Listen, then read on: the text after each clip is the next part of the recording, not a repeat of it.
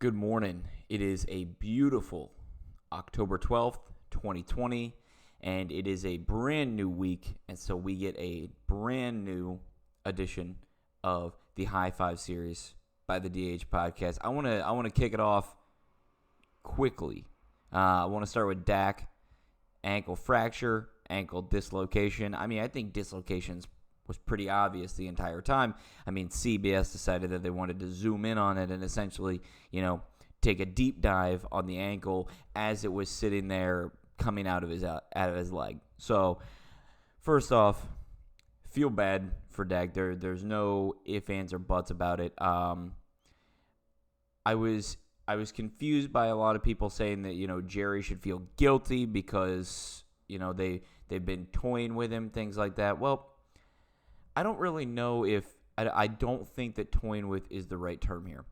I think that having no emotion in the game, you could definitely say that about Cowboys front office, in the sense that they offered contracts to Dak. He thought that they were too low, but in the end, the Cowboys wanted to keep him instead of going to free agency, so they franchise tag him. So now we're at another point to where we'll get to the point where come negotiation time next offseason, he will have undergone surgery, which will probably be next week or even this week. It's a Monday, so I'd actually say this week, frankly, where he'll undergo surgery and he'll be working with the best physical therapists in the country. So minimalizing future complications, making sure that he gets as healthy as possible so that he can continue to perform at the highest level. It's exactly what he wants to do. So that's going to be number one. That's going to be the first thing that happens. And then because we're already 5 weeks into the season, we've only got, trying to think. Whatever. Until the season's over. And so then after that, we'll re-begin contract negotiations. Will they most likely franchise tag him? I could easily see this being another franchise tag year next season for Dak, because they clearly like him. They like him in Dallas. They like him more than Andy Dalton. Shout out to Andy Dalton for still finishing that game and winning me that survivor pool. Go to hell, New York. That was awesome. And I could easily see another franchise tag. And then maybe let's see next season, is he going to play? Will he be able to play? Does he not want to push himself back? And I completely understand that, because we've seen plenty of instances where somebody pushes themselves a little too close to the edge for coming back from one of those big injuries, and they're never the same. They either get re-injured or they're never back to 100%. So feelings up towards Dak. We want to make sure that he is feeling well. There have been plenty of love around the league. They're actually, there really has been no hate, and if there is, it's only from bots and absolute idiots. So that I'm not worried about whatsoever. Number two, moving over to Seattle. Seahawks get their first ever start at 5-0. Never been 5-0 before. Steelers are 4-0 since the first time since 1979. Browns are 4-1 since they have never been 4-1 since they've came back. And before that, they were 4-1 in 1994 with Bill Belichick at the helm and Nick Saban as a defensive coordinator. So, what could have been for Cleveland fans. But regardless, a lot of Cleveland fans are hopeful but worried that, everything will fall apart in the end. And so you got to take the good times while you got them. And it's exactly what Browns fans are doing. So a lot of huge records being broken this week. All right, number three, Anthony Davis is only the sixth player in basketball history to win an NCAA title, an Olympic gold medal, an NBA title. He joins the likes of Bill Russell. He joins the likes of Michael Jordan. And actually, Michael Jordan was the last player to do it. So, obviously, LeBron cannot do that. Melo will need to ring hunt, which I think he was actively trying to do, and I would also be in the same boat if I were him, but he wants to join that list as well. So Anthony Davis is an extremely, extremely elite company, and it's awesome to see because he is a superstar in this league. Now, yeah, all right. Lakers won. We'll get over that. Move along. That also called it right. I had Lakers in 6, and that was even before the injuries. So they had one game with everybody healthy, and the Spoelstra turned the Oregon offense dial up, run, and essentially just gassed them out. Their bench, the Heat's bench was not as deep to where people can have Caruso come in. You can have these other guys come in, and it allows for your starters. It allows for Anthony Davis. It allows for Kuzma to get rest while these other guys are in and that are mildly serviceable. Lakers now have 17 rings. Depends upon what circles you talk in. So for me, for continued continuity's sake, I'll probably agree with that. They refuse to, I think, because this is another perfect hypocrisy.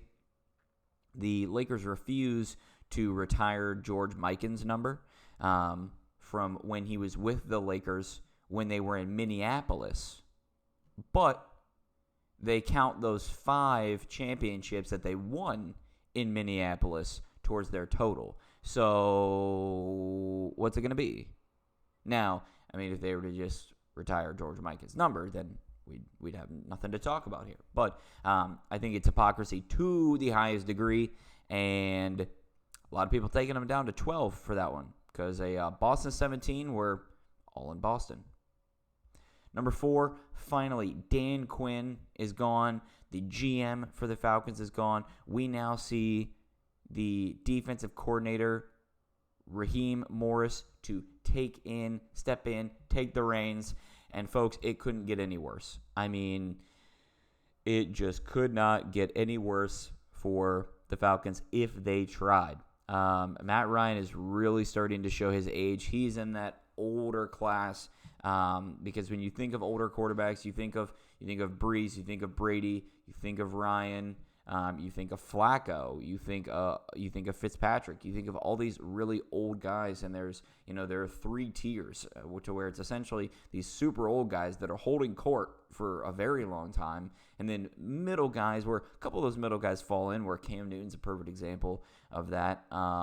Let's see. I also think Carson Wentz and Dak Prescott are a great example of that, to where they haven't been in the league for 10 years yet. I mean, Carson Wentz was class of 2012. So they haven't been in there for a decade yet, but they're not fresh. And for most of the guys that we're thinking of that are fresh, that they haven't even or just received their first contract out of being a rookie. So Mahomes, Lamar, Baker, like you can keep going on and on and on. I mean, toss Big Ben in that older class if that's what you want to do. This is what is getting really interesting because now these franchises are going to be left with a really difficult decision. Are we going to leave our franchise quarterback in the dirt for a long time, even though he may still have meat on the bone left, but do we get a rookie in? I mean, the Packers drafting a rookie QB is giving Rodgers his best season he's ever had. And he is, after this week, he may have very well taken over Russell Wilson for that first spot in the MVP. I mean, I was holding strong for 4 weeks. Russell, no question about it. Packers absolutely steamroll. The Seahawks look bad and barely beat out an equally, literally bad Minnesota Vikings team. So where do we go from here? I think next week will say a lot. It will say a lot about what is available to them as well. So who they're going to bring in next, I don't know. I'm confident that they will do no worse than Dan Quinn. Because usually when you're thinking about replacing coaches, you say, okay, well, my guy is not performing to what I know he can right now, but who are we going to bring in? Well, maybe this interim time, because the Falcons' season is already shot. It really is. If you think they have any chance at the playoffs, you're wrong. There's no playoff hopes for this team at all. So, because of that, do you let this interim crew play for their job now? Do they want that next step? If so, sure. If not, do we want to, do coaching by committee? Now that you have the chance, this is the time to flip it. This is the time to say, all right, well, now we can try all of the things that we wanted to try. So let's go ahead and do it. Number 5, we've got Monday Night Football. Chargers at New Orleans. New Orleans favored -7.5. I'm taking Chargers plus 7.5. Chargers have played their record. They're the perfect epitome of the record does not show the skill that this team has. You've got this Chargers team playing up to every last single. They're either playing down against their opponents or they're playing up to meet them. I mean, that Chiefs game still is just ringing in my head that they barely lost. So I've got Chargers plus 7.5, and I'm a little too confident on it. New Orleans is looking steady. They're looking good. They're at home. I don't know exactly what that does anymore, but there you go. Tuesday, we get the Bills and the Titans. No spread yet on that. I'm leaning Buffalo. I'm also leaning an under, especially if they place that under at 52, 53, 54 maybe. I'm definitely going to take the under. 50, I don't know. I could see going over because Buffalo just tends to put up, I think they've put up at least 35 every game. I could be wrong, but I just see that offensive absolutely just plugging along. So we'll see. Tennessee gets a chance to get back at it. They have had an unofficial bye week, so they've had the time to heal up, to get ready, to prepare, and we'll see how it goes. But again, everybody, thank you for listening to the podcast. Thank you for being a part of the YouTube community. If you have any suggestions or you know of anybody that you think would be a good addition to the podcast, let us know, and we'll have them on. All right, everybody, it has been Monday, October 12th. We'll see you on Wednesday.